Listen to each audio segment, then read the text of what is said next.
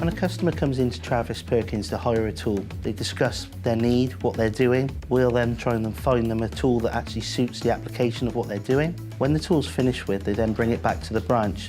We can't hire that piece of equipment to another customer at all until it's gone through a process of inspection and safety checks.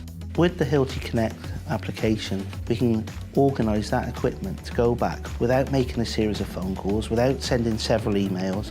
It's just a swipe of the phone.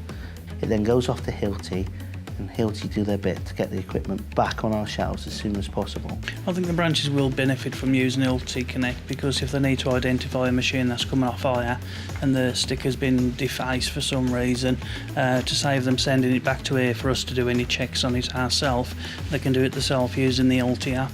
They scan the machine, which will tell them the asset number, the serial number. They can then check it for themselves to make sure that is the correct machine.